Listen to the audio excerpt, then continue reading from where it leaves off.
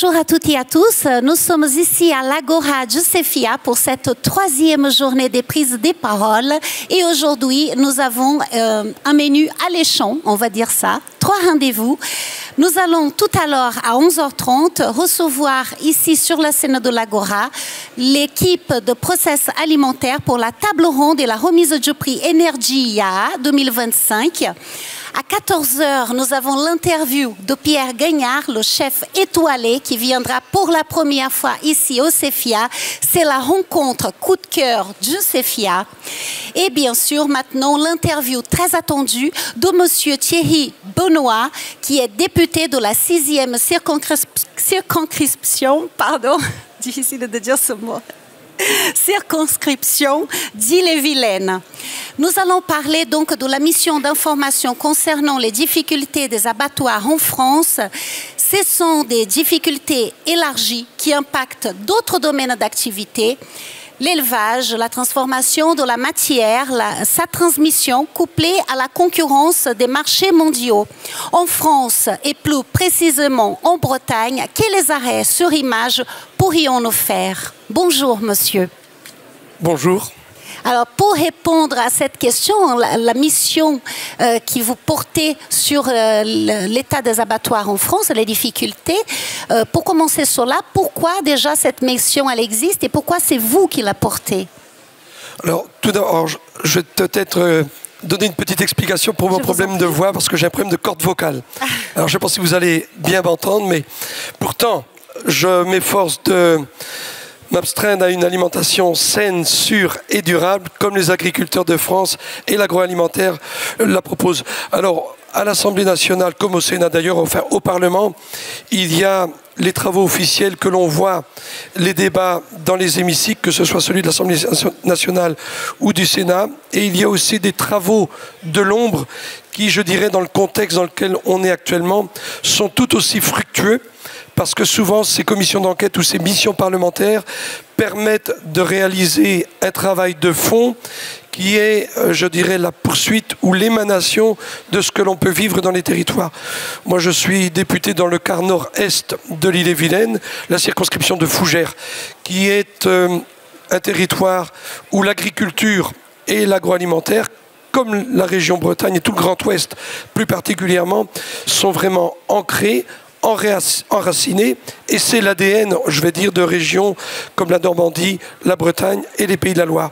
Et puisque les députés sont les représentants de la nation, il faut se réjouir qu'en 2025, il y a encore quelques représentants de la nation qui considèrent que l'agriculture et l'agroalimentaire sont des éléments vitaux pour notre nation. C'est d'ailleurs à ce titre que dans la loi d'orientation agricole qui vient d'être votée, qui, je le dis modestement, n'est pas une grande loi d'orientation agricole à la tribune de l'Assemblée nationale, je l'ai qualifiée de loi d'ajustement technique. Mais elle a un premier mérite dans son article 1, c'est qu'elle place l'agriculture comme intérêt fondamental, enjeu fondamental donc pour la nation, et elle place l'agriculture et l'agroalimentaire comme d'intérêt et enjeu d'avenir et fondamental pour la nation. C'est une façon de conforter vis-à-vis du secteur primaire, les agriculteurs, primaires et secondaires, le secteur de l'agroalimentaire, dire qu'après 20 ans de tergiversation sur les modèles agricoles et sur les agricultures que parfois l'on tend à opposer, eh bien, à travers cette loi d'orientation agricole, je crois qu'on reconnaît l'agriculture de production valorisée et mise en avant par une industrie agroalimentaire française de qualité. Bon voilà, donc c'est un début de réponse peut-être positif que nous entendons ici. Néanmoins, dans la thématique de notre rencontre, nous entendons le mot difficulté. Est-ce que nous pouvons pointer quelles seraient ces difficultés en termes d'abattoirs dans le territoire? Si on en vient au sujet de votre invitation, qui est cette mission parlementaire sur les abattoirs, elle part du constat où, depuis un certain nombre d'années, en France, et en Europe, mais plus particulièrement en France, je dirais depuis une vingtaine d'années, le secteur de l'élevage est attaquée. Et on envoie régulièrement des signaux auprès du consommateur en lui expliquant que les protéines d'origine animale et les produits carnés, eh bien, ça n'est pas indispensable pour une nutrition et une alimentation saine, sûre et durable. On fait aussi un lien entre la qualité des élevages, le bien-être animal et les problématiques environnementales. Et c'est à partir de ce constat, si vous attaquez, si vous voulez, le vivier de production, eh bien, l'outil de transformation que sont les abattoirs se restructure, et la restructuration se fait principalement autour des filières et autour des effectifs. Si l'on ne endigue pas cette chute de la décapitalisation des cheptels, que ce soit bovin viande, bovin lait, la production porcine, la filière volaille, volaille de chair ou volaille pondeuse, sans oublier des productions comme le veau de boucherie, eh bien, c'est de travailler à revivifier tout d'abord les filières et le secteur de la production, c'est-à-dire l'installation de jeunes, pour que derrière, la restructuration qui se fait aujourd'hui, je dirais, de mon point de vue, parce que la mission, elle en est quasiment aux 2/3 de son action. On a procédé à un certain nombre d'auditions des acteurs, les producteurs, les agriculteurs, les industriels, qu'ils soient coopératifs ou privés, et à partir de la semaine prochaine, on va se déplacer sur le terrain pour rencontrer quelques professionnels. Le constat que je fais sans dévoiler de secret, c'est que la restructuration des abattoirs en France, elle se fait, je dirais, sans le concours des pouvoirs publics. Ce sont les professionnels eux-mêmes qui font le constat de la restructuration nécessaire. Alors, on a quelques outils qui se restructurent ou qui disparaissent de force, parfois par la suspension d'agréments d'abattage liés à des outils vétustes, disons-le, qui n'ont pas fait l'objet de modernisation par choix stratégique ou parce que lié à une filière qui est parfois dans l'interrogation, voire en déshérence. Est-ce que nous avons un ou deux chiffres qui seraient représentatifs, du moins ici dans la région, pour qu'on puisse comprendre un petit peu de quoi il s'agit? En France, on parle de 1000 abattoirs, à peu près 2000 abattoirs. Les régions de l'Ouest, et notamment la région Bretagne, si on veut parler de la région Bretagne, est la région, je dirais, la plus vigoureuse, la plus forte en termes d'outils. Et je pense que lorsqu'on parle de l'agriculture française aujourd'hui, et c'est tous les enjeux des débats qu'on a eu avec la loi d'orientation agricole et qu'on va avoir avec la proposition de loi sénatoriale qui va intervenir sur 2 leviers qui concernent l'agriculture. Un premier levier qui concerne les installations classées pour la protection de l'environnement. Alors, les professionnels qui sont ici connaissent ça par cœur. Il s'agit quoi? Il s'agit de permettre la modernisation et la construction de nouveaux équipements d'élevage de taille suffisamment importante, dont, selon la taille, on est soumis à autorisation, déclaration ou enregistrement. Et on a, il faut le dire, je pense, depuis 20-30 ans, quand même, en France, plus particulièrement, en Europe, mais en France, on est allé dans une forme de surenchère en termes de contraintes, en termes de délai d'instruction des projets, en termes de coûts, mais aussi en termes de recours. Alors ceci vaut pour les constructions de poulaillers ou de porcheries, parce que c'est le secteur, je dirais, emblématique. Et là, donc, la proposition de loi sénatoriale Duplon devrait nous permettre de travailler sur la question de l'instruction de ces projets, les délais, les coûts et les recours. Je fais un parallèle avec une actualité récente. Lorsque, ici dans l'Ouest, on connaît par cœur le dossier Notre-Dame-des-Landes, puisqu'on est dans le secteur de l'agroalimentaire, je te ferai aussi référence au dossier Bridor, où on a quand même un capitaine d'industrie breton qui avait un projet ici en Bretagne, en Ille-et-Vilaine, un programme d'investissement sur 7 ans, 250 millions d'euros d'investissement sur 7 ans, 500 emplois directs. Et là, la puissance publique a failli, l'État, mais aussi les pouvoirs politiques ont failli, puisque après quasiment 5-7 années d'études, où le porteur de projet a répondu à toutes les attentes réglementaires, il s'en est allé de recours en recours pour, au final, décider de renoncer à cet investissement en Bretagne pour le faire pour partie à l'étranger et dans une région voisine. Donc on voit bien que sur la question des abattoirs, on a exactement le même sujet. Parce que si ces sujets des commandes, des installations industrielles, des installations classées, on ne lève pas quelques freins sans malgré tout rester très sensible à la problématique environnementale et à la problématique de bien-être animal. Moi, à titre personnel, je suis très sensible à ces problématiques environnementales et de bien-être animal. D'ailleurs, je trouve que dans la loi d'orientation agricole, il a manqué, mais je n'en fais pas grief aux deux ministres de l'Agriculture qui se sont succédés. Parce que certainement que depuis 7 ans, une de nos faiblesses en France, ce sont nos tergiversations politiques. Quand vous pensez qu'en 7 ans, on a eu 6 ministres de l'Agriculture, comment voulez-vous avoir une trajectoire durable, une vision sérieuse de l'agriculture et de l'agroalimentaire quand vous changez de ministre tous les 6 mois? C'est quand même un vrai sujet. Et donc sur les installations classées, je pense qu'il y a là un levier sans tout remettre en cause.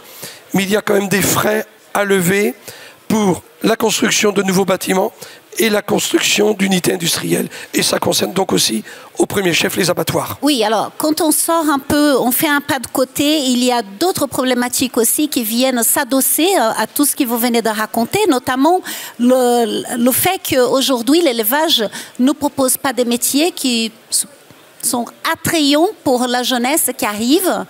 Comment rendre ce métier attrayant ? Le premier critère de l'attractivité d'un métier, enfin je regarde les auditeurs ou les participants à cette rencontre, c'est la rémunération. Bien sûr, si vous êtes passionné, peut-être que malgré vous, de manière innée, vous allez aller vers un métier. Mais la rémunération, et moi je pense, modestement de là où je suis, que dans le secteur de l'agroalimentaire, on est dans une phase de progrès concernant le revenu. Ensuite, concernant l'attractivité, et pour être plus précis, dans les abattoirs, la pénibilité. Je pense que les abatteurs ont fait de réels progrès. Il suffit d'aller voir les grands abattoirs de l'Ouest que l'on connaît, que ce soit les abattoirs de la coopérative emblématique dans le secteur porcin Coperle, puisque lorsque on est en Bretagne, on pense à cette coopérative dans le secteur porcin, mais on a aussi d'autres abattoirs privés, les abattoirs du groupe Bigard, puisque c'est un des plus grands groupes français. Je le dis comme je le pense, il y a eu des efforts de fait en termes de modernisation, en termes d'amélioration et de correction des enjeux de pénibilité. Et je crois que les secteurs, les métiers de l'agriculture et de l'agroalimentaire font l'objet aussi, de la part de nos jeunes publics, d'une méconnaissance. J'ai parcouru les allées du salon ce matin avec mon coéquipier, mon collaborateur parlementaire qui m'aide dans ma fonction de député. Et je lui disais, Franck, vous voyez, un jeune qui est passionné par l'agriculture et par l'agroalimentaire, qui vient dans un salon comme celui-ci, ici aujourd'hui à Rennes, on embrasse quand même un panel de technologies modernes à la pointe avec les outils modernes du numérique, d'intelligence artificielle qui sont mis au service de la cause. Et le secteur des abattoirs n'y échappe pas. Alors, je vais le mesurer de manière plus précise avec le collègue député de l'Aude, Christophe Barthès, puisque nous sommes 2 députés à conduire ces auditions et cette mission parlementaire, lorsque nous allons aller visiter des outils d'abattoir à partir de la semaine prochaine. Mais je pense que les enjeux d'attractivité du métier, rémunération, pénibilité, mais aussi connaissance des enjeux modernes qui sont mis au service de l'agroalimentaire et plus particulièrement des abattoirs, dans les sites d'abattoirs. Et quel est votre sentiment? Parce qu'on ne peut pas faire fi quand même d'un certain nombre des choses qui sont parues dans la presse, des vidéos, des choses qui dévoilent quand même dans le secteur des abattoirs de la maltraitance animale, des conditions de travail qui sont pénibles encore, même si vous avez parlé de cette pénibilité qui peut, maintenant, avec peut-être des outils industriels plus performants, s'arranger davantage, mais tout de même, quel est votre sentiment par rapport à une réalité qui s'impose à nous au travers non seulement de la presse, mais aussi dans la littérature, aussi des témoignages qui débordent en fait du cadre simplement des métiers concernés par l'agroalimentaire, l'élevage ou les abattoirs? J'observe que depuis quelques années, on voit bien que l'on est dans un contexte de création d'un climat autour de l'élevage, autour d'un métier de l'élevage, autour de l'agroalimentaire et du secteur des abattoirs. Il y a un contexte, on va dire, anxiogène, entretenu, que l'on fait monter, une forme de lobby, de force contraire à ce que l'on souhaite. On achève il y a quelques jours le salon de l'agriculture. Moi, il ne m'a pas échappé, comme un certain nombre de personnes qui, sans être accros des réseaux sociaux, on a quand même trouvé des associations anti-élevage qui ont réussi à nous faire croire que lorsque l'on est dans la contention d'un animal, si vous présentez un taureau de plus d'1 tonne sur un ring de présentation, parce que vous vouliez présenter une filière d'excellence bovine, eh bien il y a des outils de maîtrise et de contentieux d'un animal, parce que vous ne tenez pas un animal d'1 tonne comme ça par l'épaule ou par juste un petit licol. Donc il y a des outils de contention et de maîtrise. Et on a essayé de nous faire croire que là il s'agissait de maltraitance animale. Non, il s'agit de maîtrise et de contention.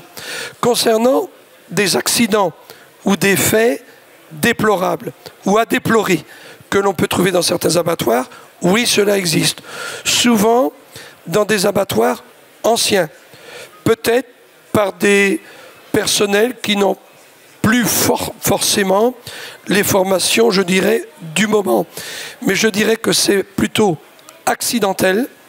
Je pense qu'en 2025, en Europe, mais plus particulièrement en France, les efforts nécessaires sont faits depuis l'élevage jusqu'à l'abattage pour qu'un animal élevé, engraissé, parce qu'il faut aussi qu'on accepte le principe qu'un animal d'élevage, par définition, sa destination, c'est le sacrifice animal, c'est-à-dire c'est l'abattage pour une protéine d'origine animale, c'est-à-dire en faire une denrée alimentaire.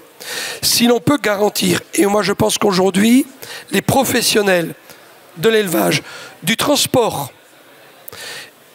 de l'abattage et de la transformation s'efforcent de faire en sorte que les animaux aujourd'hui, quelle que soit la filière, que ce soit la volaille, le porc, bovin viande, bovin lait, veau, petits ruminants, je pense que les efforts nécessaires sont faits pour que les élevages soient de meilleure qualité, que le bien-être animal on en tienne compte.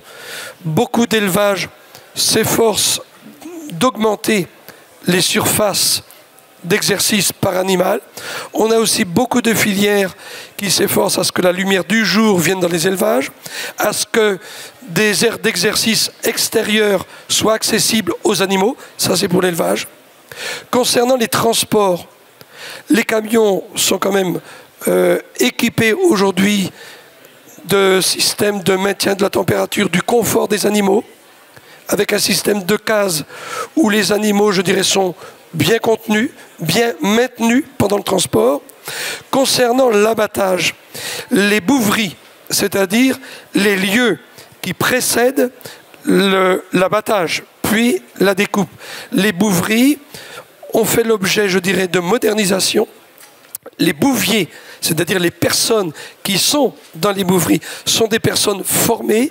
Et je crois que là, dans ce cas précis, dans ce sujet précis du bien-être animal, les plans successifs de modernisation des abattoirs. Il y a eu un plan en 2020-2021 porté par Julien de Normandie. Il y en a eu un porté par Marc Fesneau, ministre de l'Agriculture. Ces plans de modernisation des abattoirs, notamment sur le volet bien-être animal, portent leurs fruits. Il faut dire aussi que nous avons des abatteurs qui n'ont pas attendu que la puissance publique s'intéresse à la question du bien-être animal et à la modernisation des outils pour que les animaux soient conditionnés avant l'abattage en tenant compte, si possible, du bien-être animal. Alors, il y a pas mal d'ailleurs d'agriculteurs qui souhaitent que l'abattage se fasse directement dans leur exploitation. Alors, l'abattage à la ferme est un sujet auquel on s'est intéressé avec mon collègue député. Il faut dire les choses comme elles sont.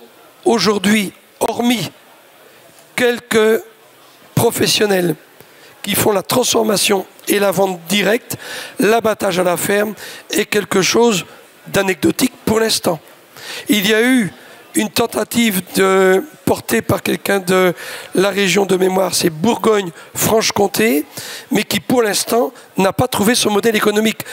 La réponse que l'on peut apporter, je dirais, à cette question de l'abattage à la ferme, c'est souvent la taille des abattoirs. J'observe aux 2/3 de la mission abattoir que les modèles d'abattoirs peuvent être divers.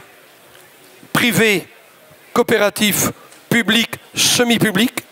On peut avoir de grands abattoirs industriels uni-espèces.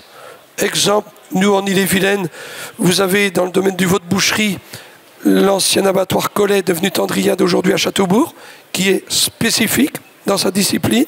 Mais on peut avoir aussi des abattoirs multi-espèces de tailles différentes et qui trouvent un modèle économique compétitif et pertinent. Souvent, ce maillage des abattoirs, il est différent selon que vous êtes dans une grande région d'élevage, comme la Bretagne ou la région Pays de la Loire, que si vous êtes dans une région de plateau herbagé, comme le Charolais, la Bourgogne-Franche-Comté ou Auvergne-Rhône-Alpes. Ce sont donc des approches qui sont un petit peu différentes. Mais je dirais qu'aujourd'hui, là où la puissance publique, entre guillemets, peut pallier à un maillage qui fait l'objet de quelques défaillances en termes de présence d'outils pour éviter des transports d'animaux trop longs. On a un ou deux exemples où une chambre d'agriculture avec une région qui ont la compétence économique ont porté des outils d'abattage de proximité. Mais je dirais que en France aujourd'hui, il faut qu'on s'efforce de travailler à soutenir différentes tailles d'abattoirs, différents modèles, privés, coopératifs, voire publics, semi-publics, dans certains départements très ruraux et très peu denses en nombre d'animaux à abattre. Est-ce que dans le contexte que vous êtes en train de nous dessiner et les façons différentes d'existence d'abattoirs, de plus petits au plus grand, est-ce que cette constellation, on va dire, perçoivent des aides publiques?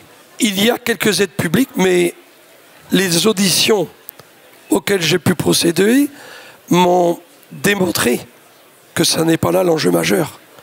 Je l'ai cité tout à l'heure, je ne vais pas le citer une deuxième fois, mais un des plus grands groupes d'abattage français ne demande surtout rien à la puissance publique.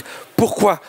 Parce qu'ils s'efforcent, ils se mettent en conformité avec la législation française et européenne, mais la crainte des industriels, c'est que bien souvent, lorsque la puissance publique apporte son concours financier, on s'embarque dans un méandre d'instruction des dossiers qui est complexe, qui rallonge les dossiers d'instruction, le portage des projets, et bien souvent un certain nombre de porteurs de projets s'affranchissent de l'aide de la puissance publique qui, je le dis, je touche du bois, dans le contexte de dette et de situation financière où se trouve la France avec ses plus de 3300 milliards de dettes, je dirais qu'elle n'a pas de leçon à donner ni à faire auprès des industriels de l'agroalimentaire et auprès des abattoirs.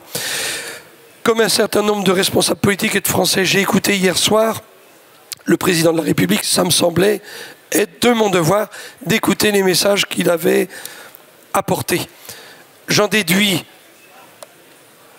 c'est ce que je pense, c'est pour ça que je le partage, que dans ce contexte de guerre dans le monde et plus particulièrement en Europe, l'économie, le secteur économique, et notamment le secteur de l'agriculture et de l'agroalimentaire, va être un secteur qui va, par nature, être mis à contribution pour participer, je dirais, entre guillemets, à l'effort de guerre. Je m'explique.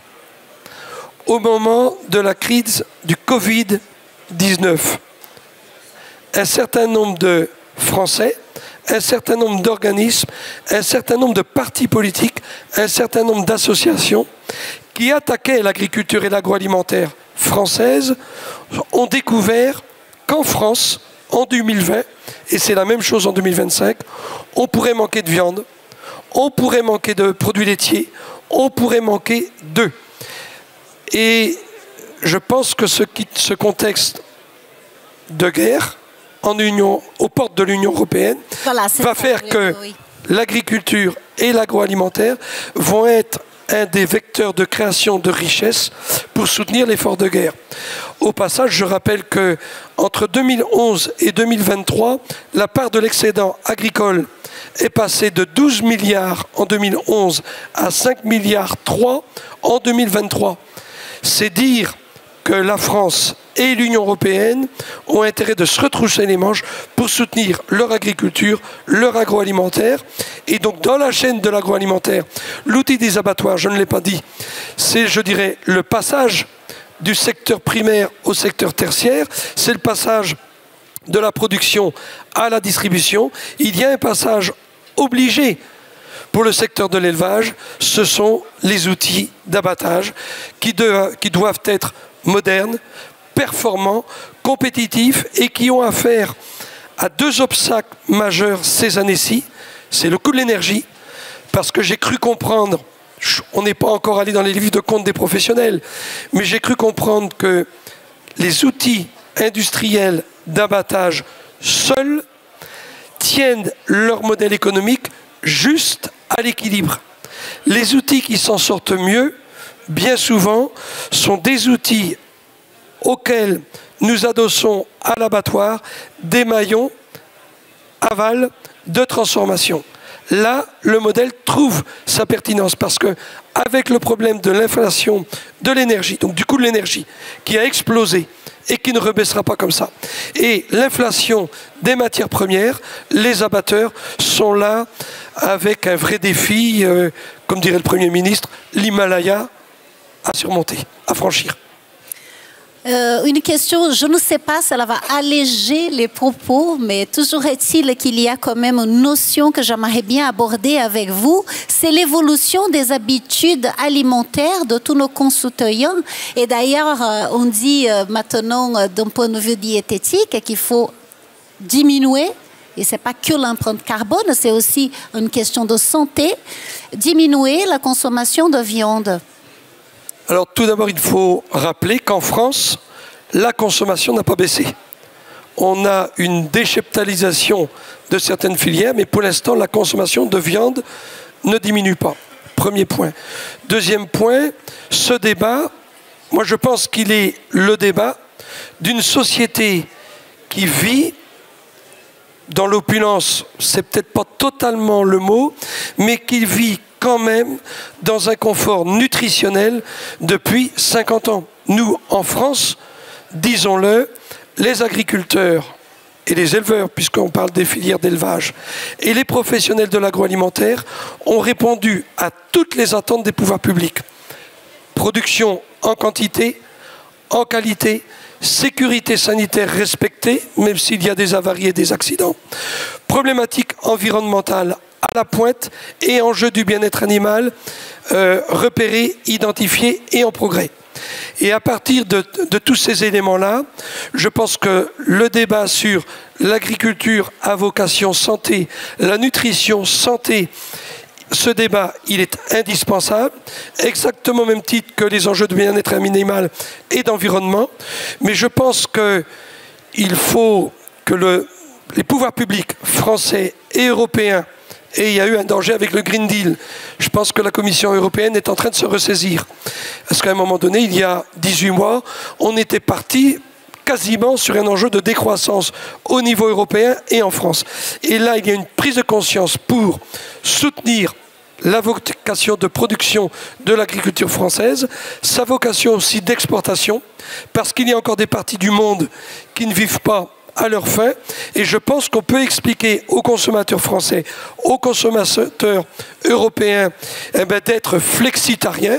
C'est ce que défend l'interprofession, notamment à travers une des interprofessions, que ce soit l'INAPOR ou Interbev, le régime flexitarien, c'est de consommer de la viande en quantité raisonnable, mais c'est peut-être parce qu'il y a quelques années, on a vécu dans la facilité, dans une forme d'opulence, comme je le disais au début de ma réponse. Mais je pense qu'il faut porter le message de manger une alimentation saine, sûre, durable, que l'agriculture et que l'agroalimentaire en France travaillent sur la notion de nutrition santé. Alors je vais aborder un point très sensible qui va certainement trouver un écho dans l'oreille de celles et ceux qui s'intéressent au sujet de l'agroalimentaire. C'est la question des corps gras, des graisses, les graisses saturées, et la question du sucre, avec l'augmentation de la fiscalité sur les produits sucrés. Oui, juste pour précision de quelque chose, vous étiez en train de dire au début de la réponse que la consommation de viande ne baisse pas en France. En tout cas, ce n'est pas le cas encore aujourd'hui. Est-ce que dans cette réponse, il y a quand même la considération d'une génération qui arrive? Est-ce que ce n'est pas quelque chose de générationnel, là, ce que vous êtes en train de nous raconter? Je pense que vous avez pour partie raison, mais justement, dans les auditions auxquelles je procède avec mon collègue député, moi, parmi les conclusions, je vois bien qu'il faut que l'on puisse garantir aux consommateurs que les filières d'élevage en France et en Europe, elles tiennent compte de la naissance jusqu'à l'abattage. Jusqu'à l'assiette. Oui, oui, mais quand je dis jusqu'à l'abattage, on tient compte des enjeux de bien-être animal, parce qu'à partir de l'abattage, la carcasse devient une viande, devient une denrée alimentaire, simple ou transformée, parce qu'elle peut être utilisée dans les produits transformés. Mais si on garantit aux transformateurs de la naissance à l'abattage, la sécurité sanitaire, la prise en compte des enjeux environnementaux, notamment avec la décarbonation de l'économie, y compris dans le secteur de l'industrie des abattoirs, et la prise en compte du bien-être animal, si le consommateur il a la certitude de transparence et que ces enjeux soient pris en compte, il aura beaucoup moins de scrupules à consommer une viande si on lui garantit ces éléments. Mais la question générationnelle, elle est certaine. Parce que les nouvelles générations, moi j'ai 58 ans, mais je me sens tout aussi responsable et concerné par les enjeux d'énergie, la transition climatique, la transition environnementale, la question du bien-être animal. Je me sens tout aussi concerné. Il y a un sujet dont on n'a pas parlé, qui est un peu un sujet tabou en Europe et en France sur la question de l'abattage. C'est l'abattage rituel, c'est-à-dire le sacrifice animal de façon rituelle. Nous allons auditionner, je crois que c'est mercredi prochain, certains responsables des cultes pour voir comment, avec eux, on peut aller sur une ligne, une trajectoire de progrès pour garantir là aussi cette certitude du bien-être animal. Parce que les mêmes qui s'intéressent à la question du bien-être animal, je les trouve parfois très silencieux, très peu disert sur la question de l'abattage rituel. Et ça me paraît essentiel pour aussi garantir cette question de transparence et de bien-être animal. Il nous reste encore une dizaine de minutes avec Monsieur Thierry Benoît et je me tourne vers vous parce que peut-être vous avez envie de réagir ou bien de poser une question. Nous sommes avec nos collègues hôtesses qui peuvent vous donner un micro si vous avez envie de réagir ou de poser une question à Monsieur le député. C'est le moment. Est-ce que quelqu'un souhaite s'exprimer?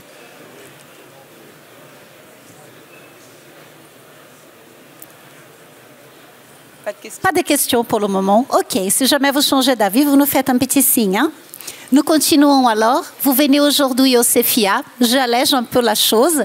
la découverte. Qu'est-ce que vous attendez d'un lieu comme celui-ci? Vous découvrez là aujourd'hui, vous voyez bien, il y a des exposants. C'est un salon qui est éminemment porté sur l'innovation également. Hein. Vous avez un village de l'intelligence artificielle aussi dédié. Vous avez dans le hall 12 tout un hall qui est dédié à la sécurité alimentaire. Je ne sais pas si vous avez déjà eu suffisamment de temps d'appréhender tout cela aujourd'hui, si vous avez l'intention de le faire.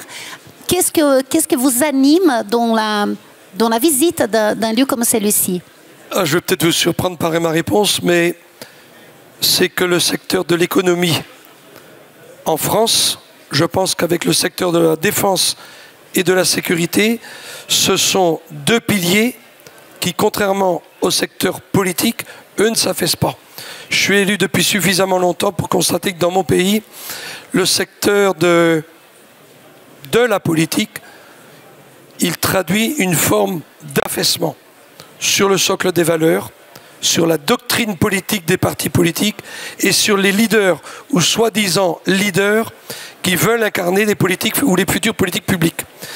J'observe que en France, dans l'instant, le secteur de l'économie tient bon, il tient même très très bon, et je dirais que c'est une des clés de la réussite des défis auxquels nous avons à faire face dans les mois et les années qui viennent. Je m'explique.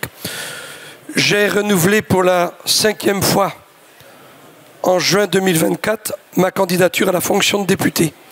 Et dans la profession de foi que j'ai adressée aux électrices et aux électeurs de la circonscription que j'ai l'honneur de représenter à l'Assemblée nationale, j'ai expliqué que les défis pour la France sont énormes. Mais les réponses sont accessibles. Et la première des réponses, c'est le travail, c'est l'emploi.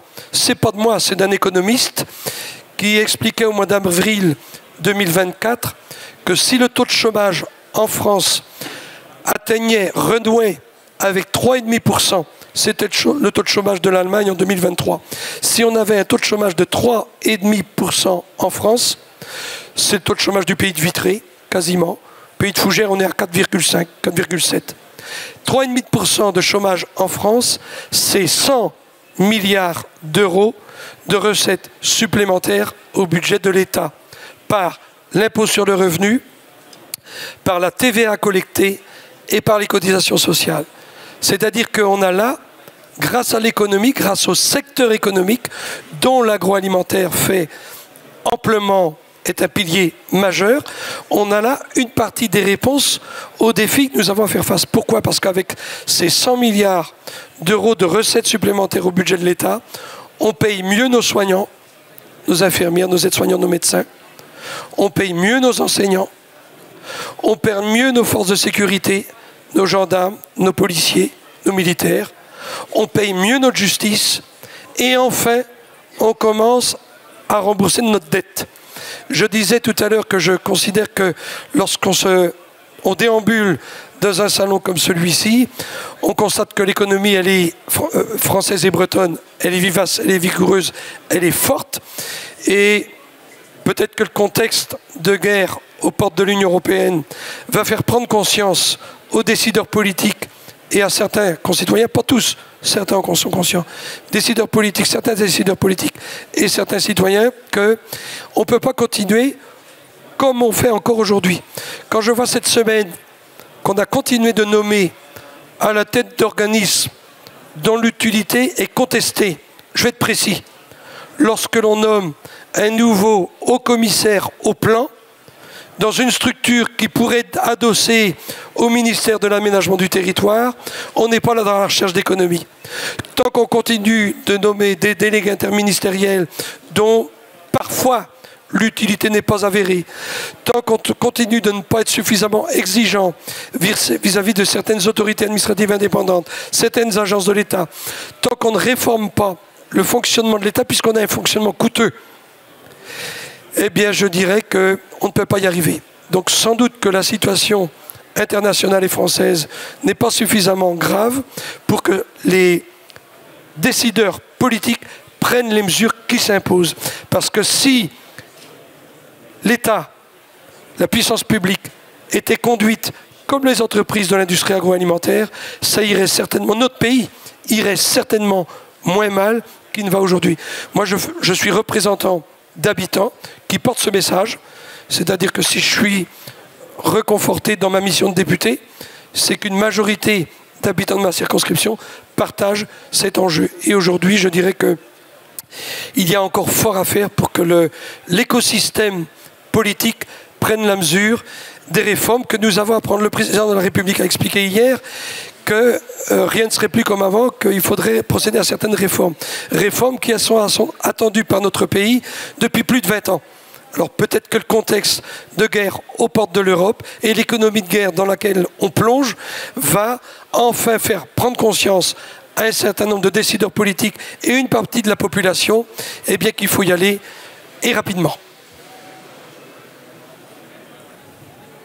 Quelqu'un a envie de poser une dernière question?